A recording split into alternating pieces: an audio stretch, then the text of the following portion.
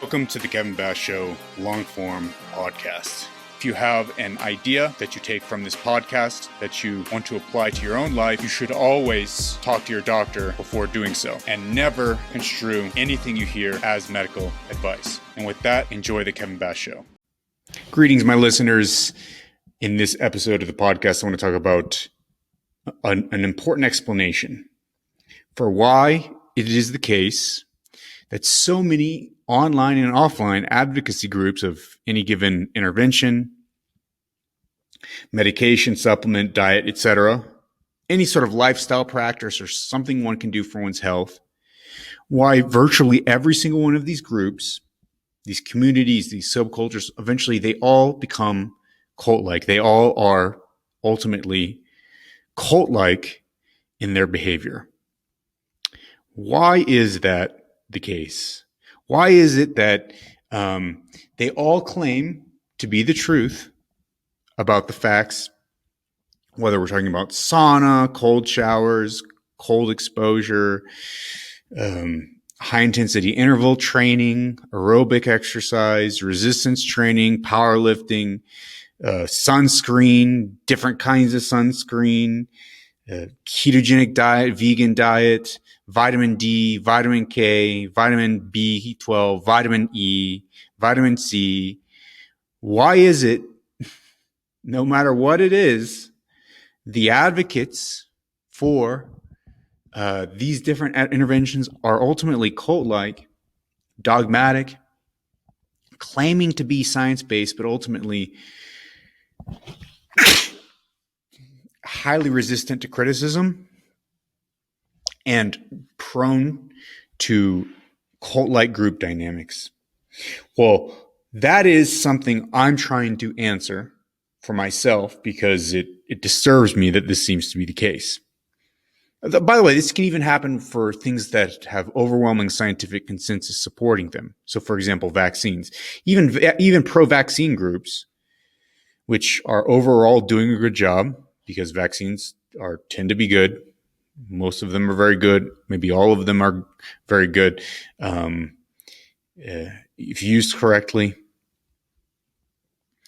and have made great and important contributions to life expectancy and quality of life in modern populations, even these groups can become cult-like. Why is that the case? Well, so one of the explanations is in these two papers I found, and these papers were published in the Journal of the American Medical Association in Internal Medicine in 2015, 2017. First one is called Patients' Expectations of the Benefits and Harms of Treatment, Screening, and Tests: A Systematic Review. And we can just read through this, most of it.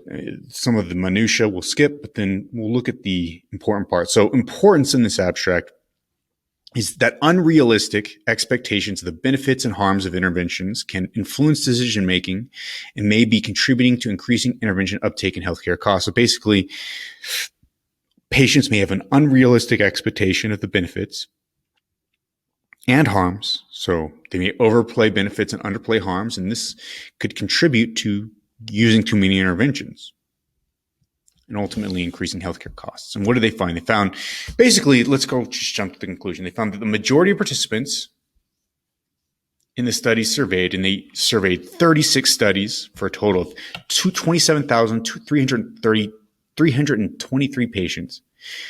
The majority of these participants overestimated intervention benefit and underestimated harm. They overestimated the benefit and they underestimated the harm. It says the clinicians should discuss accurate and balanced information about intervention benefits and harms with patients, providing the opportunity to develop realistic expectation and make informed decisions.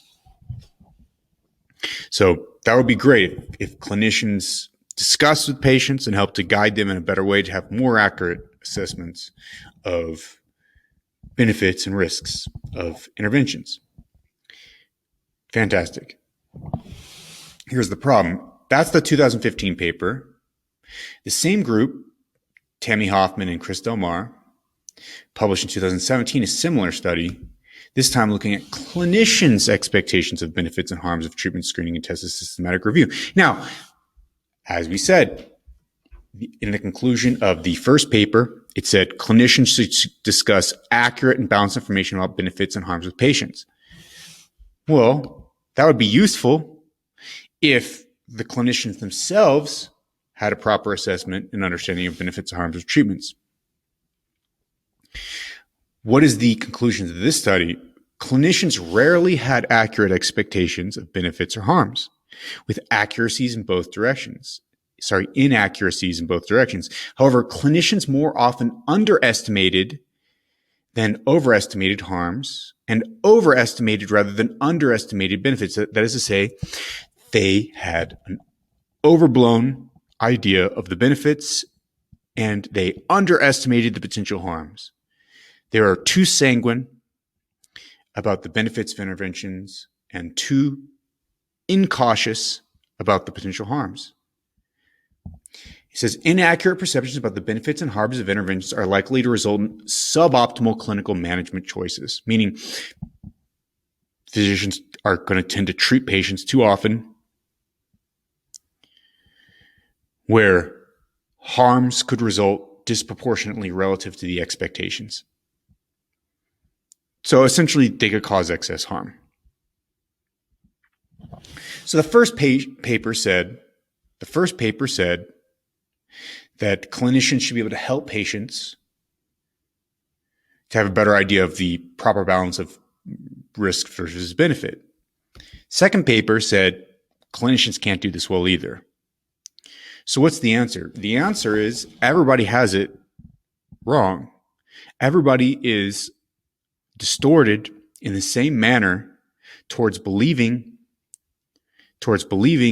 that there are more benefits than there actually are and fewer harms than there actually are. And again, in this study for the physicians, there's 13,000 clinicians in the 48 articles assessed for this second review. So it's not because that there's not enough physicians and not enough patients. There's a systematic bias among both patients and physicians, and maybe even among pretty much everybody. The implication is toward overhyping treatments and underplaying the risks. How does this dovetail with my discussion of cults? Well, cults are groups of individuals, and in this case, they're basically online health cults, cult around an intervention, keto cults, vegan cults, sauna cults, vaccine cults, longevity cults, protein restriction cults, carbohydrate restriction cults, fat restriction cults, vitamin cults of all sorts of different kinds, NAD cults, NMN cults.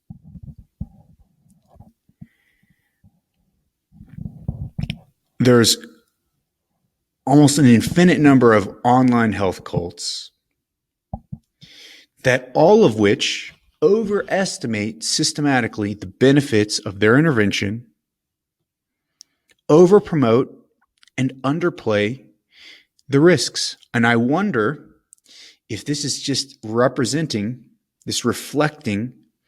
a basic systematic human bias. Maybe not a human bias, maybe it's a cultural bias, maybe it's a Western bias. Maybe it's determined by culture, or maybe it's determined by human nature. But whatever it is, there seems to be a systematic bias in the direction of this kind of cult-like mentality of believing that one, in the most extreme form, can do no harm and that there's only benefits. A really great example of this is meditation, right? If you talk to people about meditation, you say, hey, I don't do well with meditation. I've done 100 hours, 200 hours, 500 hours of meditation, which I've done hundreds of hours. Personally, I've done hundreds of hours of meditation, but it doesn't agree with me. It doesn't provide me benefit. I feel worse. I've done it under many different practitioners. I've done it under literal Zen monks in Japan. several different Zen monks in Japan, and I've done it under many different apps. I hate meditation. It doesn't work for me. I don't like it.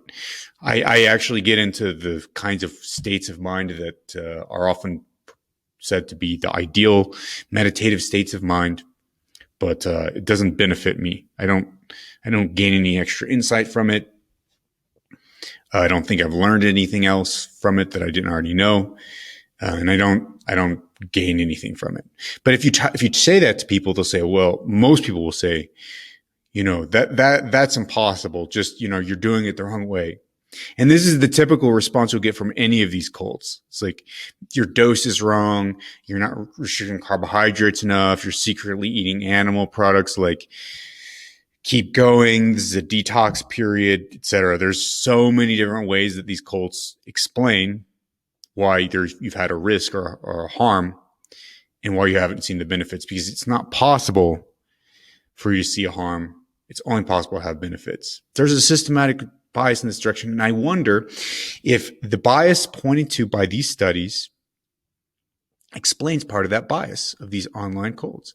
And I wonder if what we really need, and I'll say this, the purpose of my channel is to go against this bias. The purpose of my channel, the purpose of everything I'm doing on social media is to go against this bias, which is why a lot of people don't like what I do. But look, it's helpful, right? If you have the proper understanding of risks and benefits, that you're actually going to make better decisions. And so I wonder if as a society, we need to start working on this bias in order to make better health decisions as a society. And if being educated in this manner to be aware of this bias would help us to make these better health decisions and to fight this cult-like behavior that consumes so many people and misleads countless others.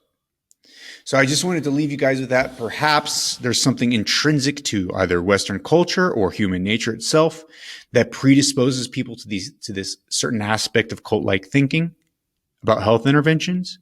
And these two papers document that. And I found that just extremely interesting, and I hope you guys did too. Let me know what you think. Peace.